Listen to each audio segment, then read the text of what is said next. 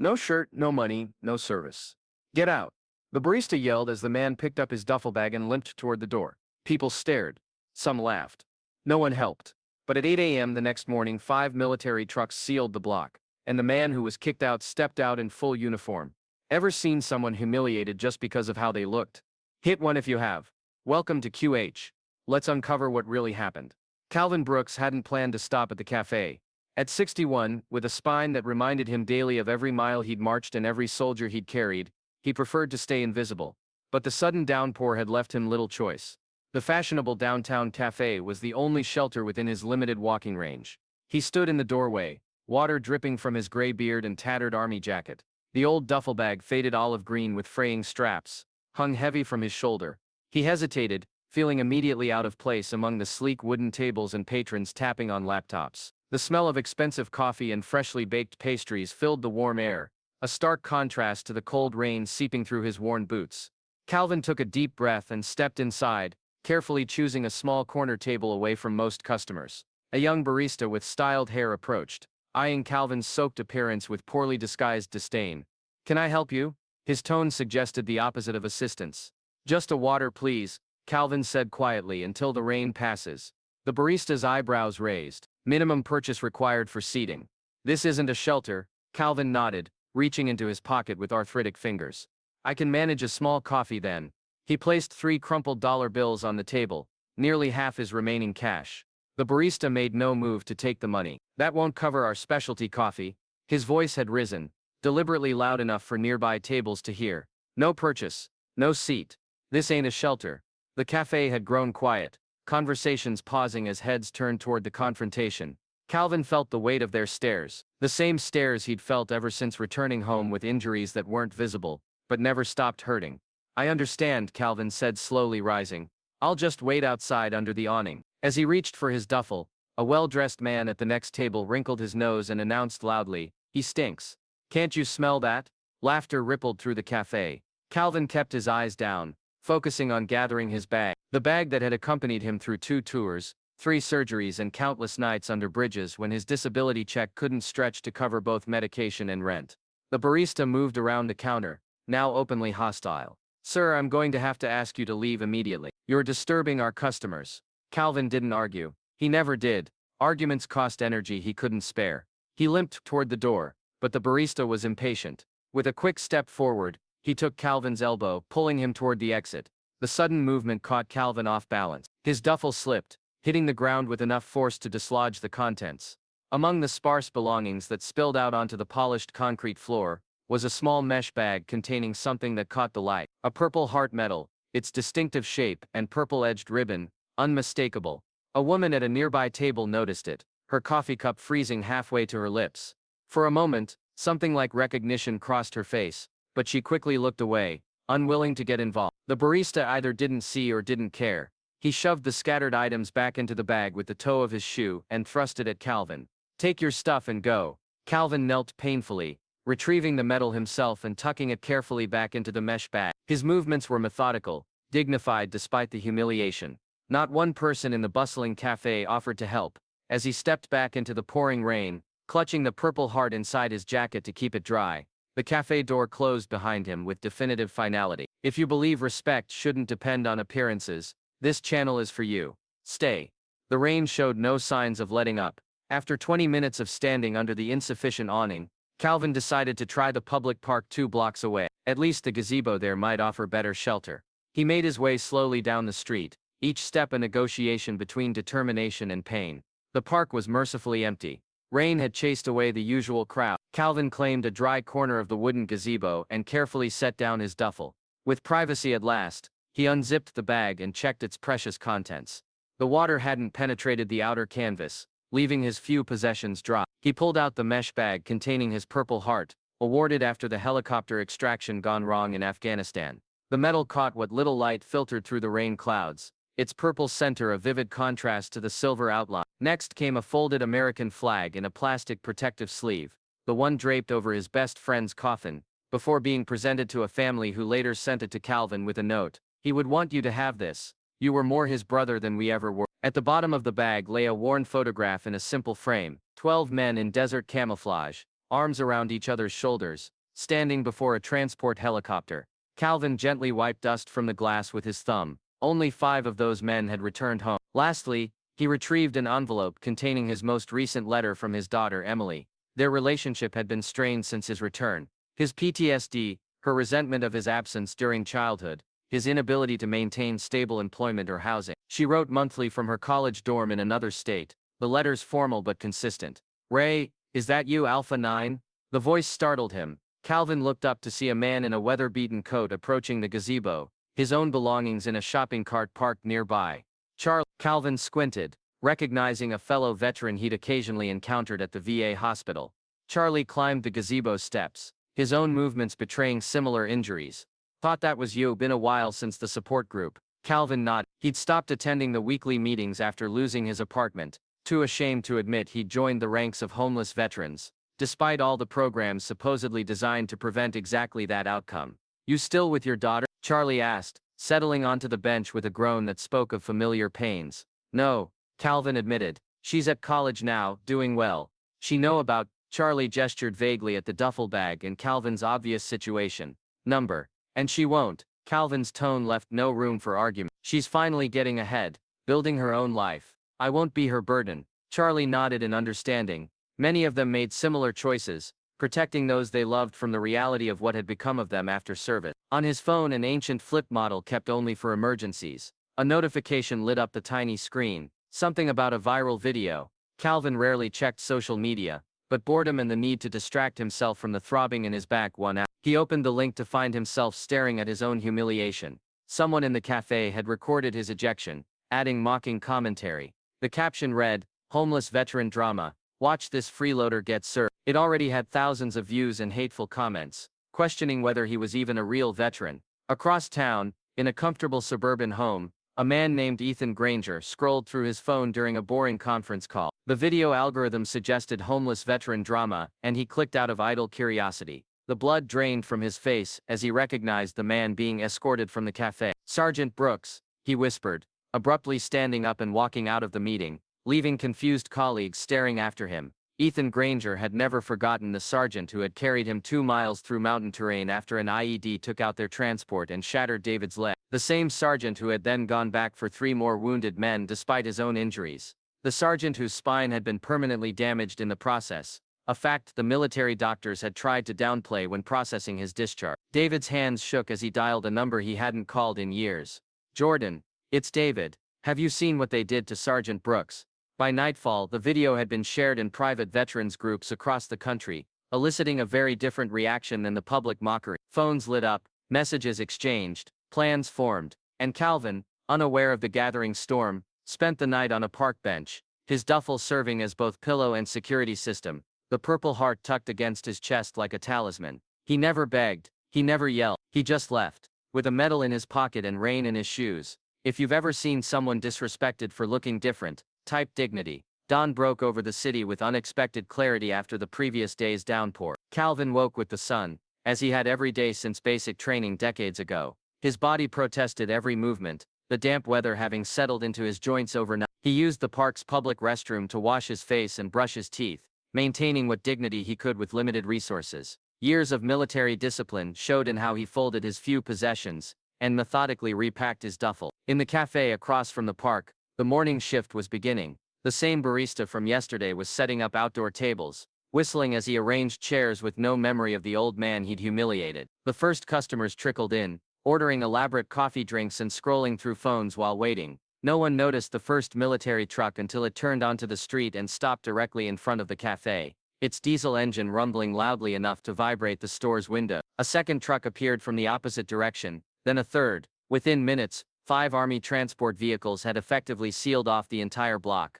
Pedestrians stopped in confusion. Cafe patrons pressed against the window. The barista stood frozen, coffee pot in hand, as uniformed men and women began exiting the vehicles. They weren't active duty, that much was clear from their age range, and the variety of their uniforms. Some wore desert camouflage from Iraq and Afghanistan campaign. Others wore older battle dress uniforms from earlier conflicts. Each uniform displayed combat patches, unit insignia, and rows of ribbons that told stories of service and sacrifice. Leading them was Lieutenant Colonel Carla Ramirez. Her salt and pepper hair pulled back in a tight bun, her uniform impeccable despite being a decade removed from active duty. She moved with the confident authority of someone accustomed to command. "Attention," she called, and 50 veterans snapped to perfect formation on the sidewalk, creating a line that stretched the length of the block. Customers spilled out of the cafe and neighboring businesses, phones raised to record the unexpected military display. Among the gathering crowd stood Calvin, drawn from the park by the commotion, his expressions shifting from confusion to recognition, as he spotted familiar faces in formation. Colonel Ramirez stepped forward, her voice clear and commanding, as she addressed the now silent spectator. "Yesterday, at this establishment, a man was publicly humiliated and expelled because of his appearance. That man," she pointed directly at Calvin in the crowd, "is Sergeant First Class Calvin Brooks, former leader of Alpha 9 Rescue Team, 10th Mountain Division." Murmurs rippled through the onlooker. The barista who had ejected Calvin visibly paled. "This cafe," Colonel Ramirez continued, her voice carrying down the block, "turned away a man who once carried 4 injured soldiers on his back through hostile territory, under enemy fire, after their vehicle was hit by an IED. A man who refused evacuation until every member of his team was accounted for, resulting in permanent spinal damage that the VA still hasn't properly addressed." She gestured, and 2 veterans stepped forward carrying a large wooden sign, which they positioned directly in front of the cafe entrance. "This place refused a hero. We remember." The crowd had grown silent, many lowering their phones as the reality of what they were witnessing sank in. The barista pushed through the door, his face flushed with embarrassment. "I didn't know," he stammered. "How could I know?" "He didn't say anything about being a veteran." Colonel Ramirez fixed him with a steady gaze. "That's exactly the point, son. The real heroes rarely announce themselves. They don't wear their medals on their sleeves. They carry their pain privately and expect nothing." From the back of the crowd, Calvin limped forward, the veterans instantly parting to create a path for him. Despite his worn clothes and unshaven face, there was a dignity in his bearing that commanded respect. "This isn't necessary," he said quietly to Colonel Ramirez. "I'm not worth all this trouble." "With all due respect, Sergeant," she replied loud enough for everyone to hear, "you don't get to decide your worth to us." The barista approached Calvin, visibly shaking. "Sir, I'm so sorry for how I treated you." "If I had known," Calvin cut him off with a raised hand. "Don't apologize to me," he said, his voice gravely but clear. "Apologize to the uniform. Apologize to everyone who ever wore it, whether you can see it or not." Ethan Granger stepped forward from the formation, moving on a prosthetic leg concealed beneath his dress pants. "Sergeant Brooks saved my life," he announced to the crowd. "I was a 20-year-old kid, bleeding out in the mountains. He carried me for 2 miles with a damaged spine. Then he went back for 3 more of us." One by one, other veterans stepped forward to tell their stories, not all involving Calvin directly, but all highlighting the invisible bonds that connected those who had served, and the invisible wounds many of them carried home. Inside the cafe, staff frantically removed the "no shirt, no service" sign from the window. The manager appeared, offering free coffee to all veterans present. Colonel Ramirez declined politely but firmly. "We didn't come for coffee or apologies," she said. "We came because when one of us is disrespected, all of us are, and because too many of our brothers and sisters have become invisible after taking off the uniform." By noon the military trucks departed, but the impact of their presence remained. Calvin found himself surrounded by former comrades in arms, each insisting on helping in some way. His duffel bag was loaded into David's car as plans were made for retrieving his remaining possessions from the storage unit he could no longer afford. And across the internet, the narrative was already shifting. The mocking video had been overwhelmed by footage of the veterans' response, carrying hashtags like #respect the uniform, and #invisible heroes. Not everyone saw the medal, but they saw the man. If you believe that's enough, let YouTube bring you back here again. 1 week later, the cafe had undergone a transformation, both physical and philosophical. A new sign hung prominently in the window: "Respect all, ask before you judge." Staff underwent sensitivity training, and a permanent discount program was established for veterans and first responders. Calvin himself never returned there. Despite multiple invitations and personal apologies from the owner, he preferred the quiet dignity of moving forward rather than revisiting humiliation. The apartment David and the others had arranged for him was modest but clean, a 1-bedroom unit in a mixed-income building, with an elevator that spared his damaged spine the ordeal of stairs. For the first time in 18 months, Calvin slept in a real bed with a door he could close and a refrigerator containing food he hadn't salvaged. He still struggled to accept help. Decades of self-reliance and the military ethos of strength made vulnerability feel like failure. But each morning, a different veteran would appear in the building's lobby. Some he knew from service, Others connected only by the brotherhood of uniform, insisting on sharing breakfast or offering rides to VA appointments. The cafe, meanwhile, had become an unexpected site of pilgrimage. Veterans from across the city made a point of visiting daily, ordering coffee and occupying the same corner table where Calvin had been refused service. They never discussed the incident directly, they simply existed in the space, a quiet reminder that their presence continued even when unacknowledged. On this particular morning, a young father and his son, about 7 years old, sat near a group of 3 veterans. The boy watched with undisguised curiosity as the men exchanged a salute before sitting down. "Dad," the boy asked loudly enough for nearby tables to hear, "why do they salute when there's no flag?" The father considered his answer carefully, aware of the veteran's list. Sometimes he finally replied, "A man is the flag." The veterans nodded approval, and one offered the boy a small smile, perhaps the first time he'd smiled in public since returning from his final tour. Across town, Calvin sat in the small park near his new apartment, methodically sorting through mail forwarded from various temporary addresses. Among the official VA correspondence and bills was a handwritten envelope bearing his daughter's familiar script. He opened it carefully, unfolding 2 pages covered in Emily's neat handwriting. "Dear Dad, I saw what happened online, the video from the cafe, and then the veterans showing up. I recognized you immediately. Why didn't you tell me things had gotten so bad, all these months of letters? And you never said you were homeless. You wrote about moving around and exploring different neighborhoods, and I believed you were okay. I've withdrawn from classes for the semester. Don't be angry. I can re-enroll later. I'm coming home next week. You're not alone, Dad. You never were. All those years, I was angry that you weren't there for my childhood. I understand better now what you were carrying, what you're still carrying. Let me help share the weight. I love you." Emily. Calvin read the letter twice, then carefully folded it back into its envelope. For the first time since the incident, emotion cracked through his carefully maintained composure. A single tear tracked down his weathered cheek before he quickly wiped it away. His phone rang, the old flip model he still preferred over the smartphone David had tried to give him. It was Colonel Ramirez, checking in as she did every few days. "Ramirez, the housing is more than enough," Calvin said without preamble. "You don't need to keep calling." "Not why I'm calling, Sergeant," she replied. "The mayor's office reached out. They want to establish a veteran outreach program, permanent housing assistance, employment opportunities tailored for combat-related disabilities, the works. They need advisors who understand the real issue." "Sounds great," Calvin said cautiously. "Good luck with that. They're offering paid positions. I submitted your name." Calvin started to refuse his automatic response to any form of charity. "Before you say no," Ramirez continued, "consider this. How many others are still out there? How many won't have 50 veterans show up to defend them? This isn't about you anymore, Sergeant. This is about all of them." The park had filled with children released from a nearby elementary school. Calvin watched as they played, oblivious to the complexities of the adult world that awaited them. "My daughter's coming home," he said finally. "That's good news," Ramirez replied. "Bring her to the meeting. Let her see what her father is building." That evening, as sunset painted the sky in shades of orange and purple, Calvin placed a call to his daughter, the first time he'd initiated contact in years. "I'm looking forward to seeing you," he said when she answered. "And I think I might have found something useful to do around here." In the cafe across town, the evening shift was ending. The barista who had ejected Calvin was cleaning tables when an elderly man in a worn jacket entered. The barista tensed, his new training warring with old instinct. But before he could react, one of the regular veterans stood up and approached the newcomer. "Vietnam?" the veteran asked, noticing a pin on the man's jacket. The elderly man nodded. "Join us," the veteran said, gesturing to their table. "Coffee's on." The barista watched the interaction, then quietly brought over a fresh pot without being asked. The lesson had been learned, not through sensitivity training or new policies, but through witnessing the unbreakable bonds between those who had served, regardless of when or where. Outside, as darkness fell, the city continued its normal rhythm, but in small ways, change was happening. Calvin never thought he'd be the reason others opened their eyes,